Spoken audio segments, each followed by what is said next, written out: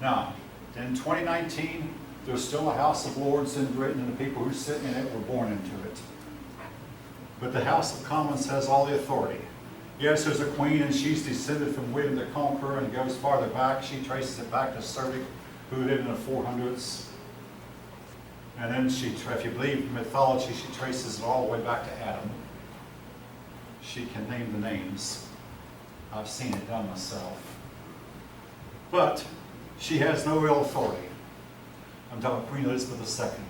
The Reform Act of 1832 kept the king, kept Parliament, kept the noble, the House of Lords, but all the power resides in the House of Commons. Well, you might say, who is the one person who's like the leader? The answer is the Prime Minister. The Prime Minister is elected. The Prime Minister, though, the only person who can tell the King or Queen what to do. Now, some years ago, Queen Elizabeth II spoke her mind and expressed an opinion about something, and Margaret Thatcher, who was Prime Minister, sternly scolded her and said, "You are not allowed to do that. You know you're not allowed to." And Queen Elizabeth kept her mouth shut after that. But anyway, Prime Ministers come and go. And oh yeah, the difference between the United States and Britain, they don't have in their constitution when elections will be held. It's just whenever they vote no confidence, they have an election. And just about a month ago, the Prime Minister of Great Britain resigned, a woman named May, I believe. And they're about to hold an election. And the person who was the front runner in the election of Prime Minister, a neighbor called the cops on him that they feared for the safety of his wife, and he's suspected of domestic abuse. So, all right, that's a topic. But anyway, the point I'm making is they hold their elections, the Prime Minister of the Parliament, anytime they want to.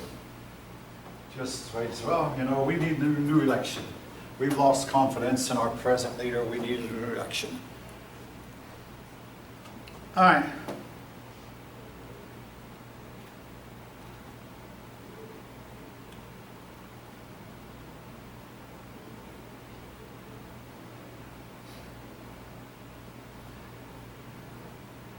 Now, Germany also became ablaze with revolution. To make a long story short, revolutions occurred. Now, keep in mind, there were no big wars, no major wars between 1815 and 1914, but there were plenty of turmoil in Europe during this time as European rulers put down one revolution after another.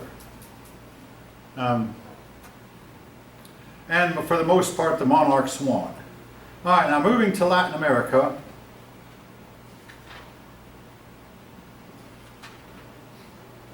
Latin America was controlled by Spain and Portugal before 1815. But two men took advantage of something going on in Europe. These men were San Martin in southern Europe, in southern Latin America. Basically, he was in Argentina and Chile. San Martin and then Simon Bolivar. He was in the northern part of Latin America. Now, eventually San Martin and Bolivar got together and met, and San Martin didn't want to upset the apple. So he decided, he told it, "I'll take second place, I'll take a back seat, and you can lead." So they did not quarrel over who was to lead.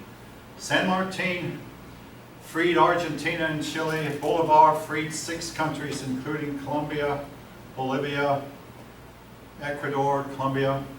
In the meantime, Mexico freed itself. Some American traders went to Santa Fe and expecting to see Spaniards there. Instead, they saw Mexicans and they said, "Oh, now, those Spaniards, we sent them home, but we'll be happy to trade with you." And the United States and Mexico started off on a friendly foot that did not last.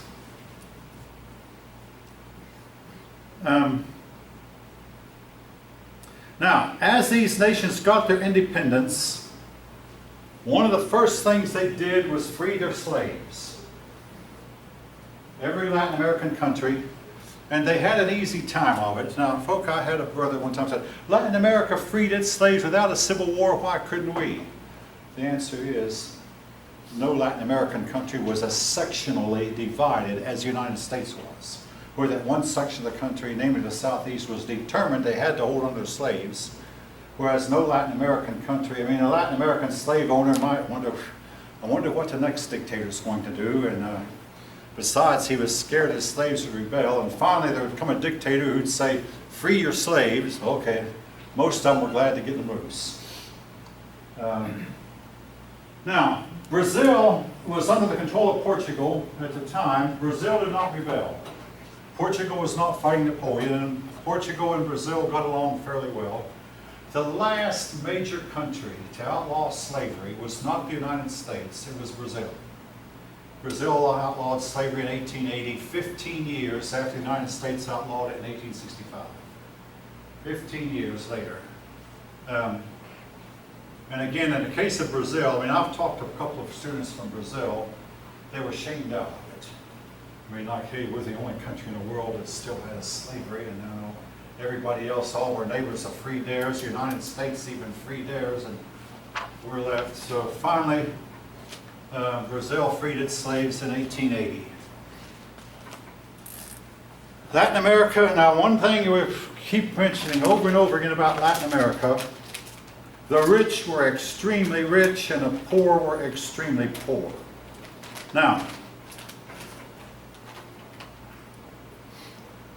speaking of slaves, in the 1790s,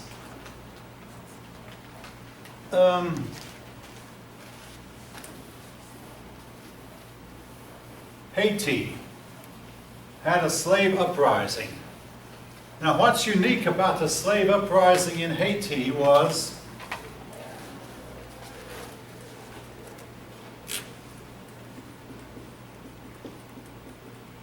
it was the only slave uprising that actually overthrew slavery. It was led by, I'm just going to write his last name, Uvertura.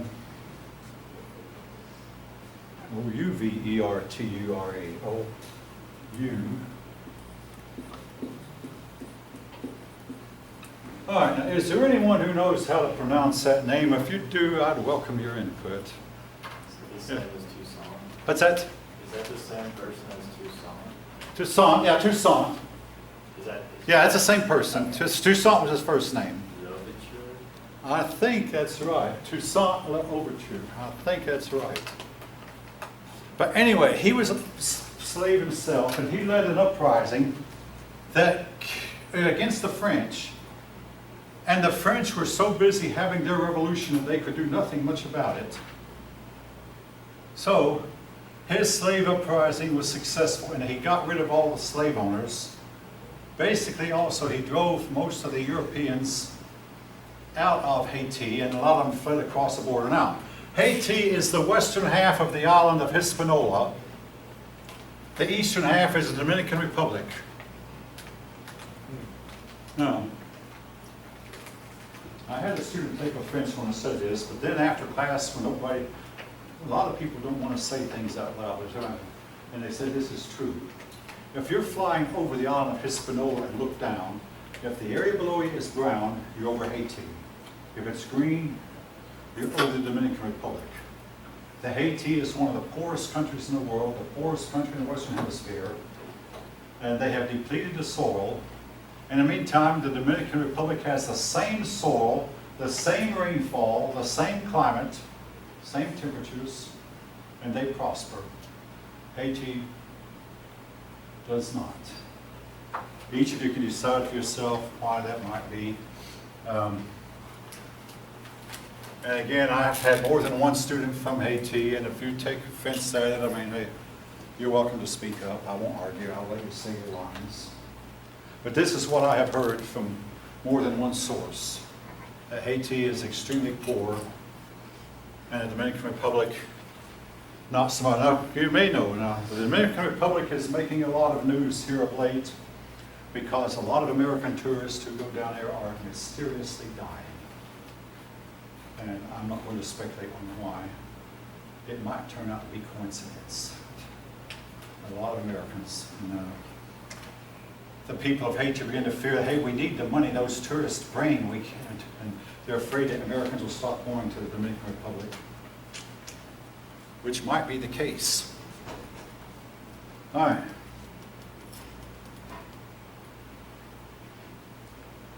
Well, yeah, one thing too, I mean, the French did send an army to try to crush the revolt, but the army was hurt not so much by the weapons that the Haitians used, but by diseases. The French, I mean, all right, if you know anything about climate change, I mean, you go from the climate of France to the climate of Haiti, and you're likely to get sick.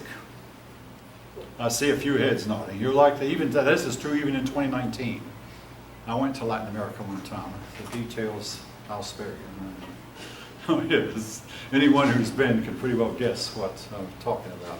But you are much too likely to get sick, particularly if you try to eat their food or drink their. Don't do it. Don't do it. I did. Don't you do it. All right. In the case of Mexico, the Spanish initially won against the Mexicans, but the Mexicans knew all the hiding places, and this was to make it really hard when Americans sent armies into Mexico during the days of Woodrow Wilson. They knew where to hide, they knew how to keep away from us, and they knew their territory better than we did.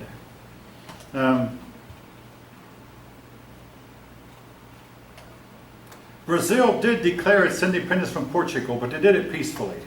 Here's why. If you look on a map, Brazil is, I mean, look on a map of Latin America, and what's the first thing you see?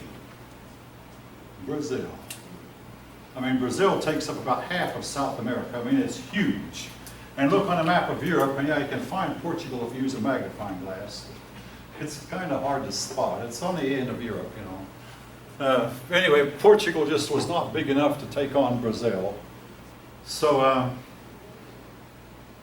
Central America, the land between North and South, was divided into 6 republics. Let me see if I can name them all. Belize, Guatemala, El Salvador, Costa Rica, Nicaragua, and Honduras. Say I did it. I didn't know if I could. Don't worry about the names. There are 6 of them. They're all Spanish speaking. Now, when the Congress of Vienna was over, some nations of Europe said to Spain, hey, we think we can help you get your territory back that you lost. Well, the American President, James Monroe, put forth the Monroe Doctrine, where he said that any nation in Europe who invades a Western Hemisphere nation will be at war with the United States. So the Western Hemisphere is closed to further colonization. And if anyone comes in to try to reconquer Mexico or Brazil or any Latin American country, we would go to war. Great Britain joined with us. And your book says that probably European countries feared Britain more than it did the United States at that time. But this is the famous Monroe Doctrine. But here's the part of the Monroe Doctrine we haven't always kept. President Monroe promised the United States would not interfere in any war that went on in Europe. We've broken that agreement twice. World War I and World War II. A lot of people believe the Monroe Doctrine is outdated. But anyway, we sent a message to the Europeans, and from time to time, presidents have referred to the Monroe Doctrine. What is it? The United States would not interfere in any war what? In any wars that were going on in Europe. You know, the United States would never interfere in the internal affairs of Europe. You know, let Europe kill each other off, we would not get involved. Okay. That proved to be untrue in 1914 and again in 1941 when both time we got involved in a war in Europe.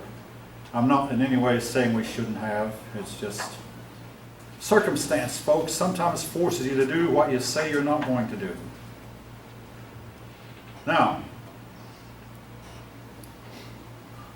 I mentioned how that the relations between Mexico and the United States were friendly at first.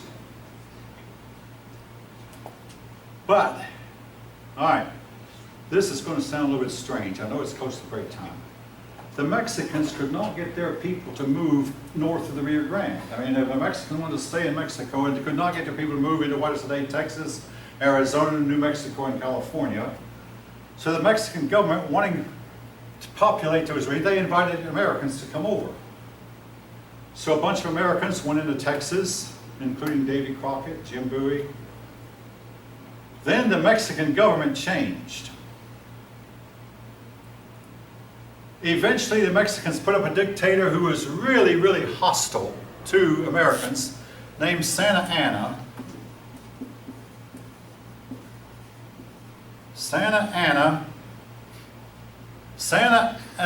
He was so hostile, in fact. Now, if you look at the issues, there was one issue where you have to take Santa Anna's side. Santa Anna told the people of Texas, you cannot have slavery here. The Texans said, well, they are, so we're going to keep them anyway. But also Santa Anna wanted all Texans to join one church, namely his church, which most Americans would not agree to. Make a long story short, Texas rebelled. Santa Anna sent an army into Texas, and Texas lost. Pardon me. Texas won and Santa Anna lost. Now, I have no love for Santa Anna, and maybe here's why. This is me, my father, my grandfather, all three of us named John. Now, the names change when you come to a woman. My great-grandmother's name was Mary Cassane. Mary Lucinda Cassane, spelled with a K. Mary Cassane had an uncle named Percifer Cassane. Percifer Cassane was slaughtered by Santa Anna for no good reason. When Santa Anna lined up 365 Americans to claim they were pirates, one of them was Percifer Cassane, who was the twin brother of my great-great-grandfather. Do I still hold that against Santa Anna? Perhaps I do. Happened in 1836. Well, anyway, what happened later, that after the big massacre at Goliad, that's where my great-great-grandfather's twin brother was killed.